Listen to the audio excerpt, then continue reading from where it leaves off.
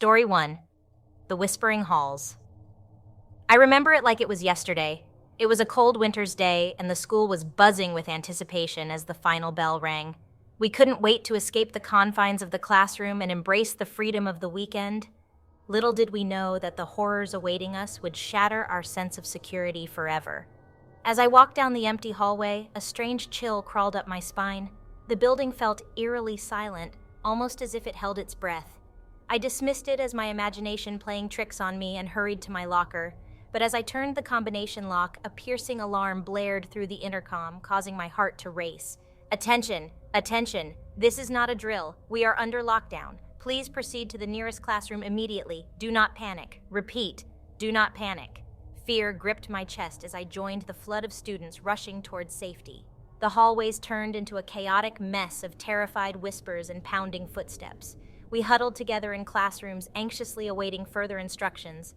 Time seemed to stretch endlessly as we sat in darkness. The only sound filling the air was the deafening silence. Hours passed and tension hung heavy in the room, but suddenly a chilling voice cut through the stillness. "Help me! Please help me!" the voice pleaded, barely audible yet laced with desperation. Whispers spread among us, unsure of its origin. Was it a student in distress, or something far more sinister? The teacher tried to calm us, assuring us that help was on its way, but her voice trembled with uncertainty. As the hours wore on, the voice grew more persistent, its tone now filled with anger and malice. It taunted us, whispering our deepest fears and secrets, exploiting our vulnerabilities. Panic consumed the room, and some students broke down, unable to bear the psychological torment any longer. Just as we thought we couldn't endure it any longer, the intercom crackled to life. The voice of the principal announced that the lockdown was lifted and it was safe to leave the classrooms. Relieved, yet shaken, we cautiously emerged into the hallways, still haunted by the memory of the whispers. To this day, no one knows the true origin of those haunting voices. Some say it was a prank gone horribly wrong, while others believe it was something more sinister, an otherworldly force that used the lockdown as an opportunity to prey upon our fears. The experience forever changed the way we viewed our school, turning it from a place of learning into a haunting reminder of the horrors that can lurk in the shadows. As I walk those halls now, even years later, I can't help but feel a chill in the air, a lingering presence that whispers in the depths of my mind, and I wonder if those whispers will ever truly fade away. To be continued with Story 2. Story 2. The Phantom Janitor. It was a typical day at school when the announcement blared over the intercom, commanding us to initiate a lockdown procedure. Students and teachers hurriedly rushed to secure classrooms, their faces etched with concern and confusion. We huddled together, hoping for a swift resolution to whatever danger lurked beyond the classroom doors. As we sat in the dimly lit room, the minutes turned into hours. Anxiety gnawed at our insides, amplifying with each passing moment. The air grew heavy, suffocating us with its oppressive weight. But what came next was far more unsettling. A low, guttural groan echoed through the hallways, startling us all. The sound was unlike anything we had ever heard before, deep, raspy, and filled with agony. It sent shivers down our spines, freezing us in our places. Then, emerging from the shadows, we saw him, the Phantom Janitor. He was a figure shrouded in darkness, his tattered uniform hanging loosely on his emaciated frame. His eyes, hollow and lifeless, fixated on us with a haunting intensity. Whispers circulated among us, legends of the janitor who had supposedly died years ago, yet still roamed the halls of the school. It was said that he had met a tragic end, trapped in the school during a previous lockdown, unable to escape. The Phantom Janitor moved with an otherworldly grace, gliding silently towards our classroom. Fear paralyzed us as we watched his ghostly form approach. His presence radiated an overwhelming aura of despair and rage. Without warning, he began rattling the doorknob, his bony fingers grasping at the barrier that separated us. Panic erupted within our small refuge as we desperately barricaded the door, hoping to keep him out. But his spectral strength was undeniable, as the door shook violently under his relentless assault. The air grew thick with an acrid stench like burning rubber mixed with decay. It suffocated our senses, making it difficult to think clearly. Some students sobbed, their cries muffled by the chaos that surrounded us. Just when it seemed like all hope was lost, the intercom crackled to life. The principal's voice, trembling with urgency, announced that the lockdown was over and that we were safe to leave our classrooms. The Phantom Janitor vanished as quickly as he had appeared, leaving behind an eerie silence. As we cautiously emerged from our hiding place, we couldn't help but feel a sense of profound relief mixed with lingering dread. The encounter with the Phantom Janitor left an indelible mark on our psyches, a reminder that even in the safety of our school, there could be entities lurking in the shadows, ones that defy explanation and haunt our nightmares. To be continued with Story 3. Story 3. The Haunted Art Room.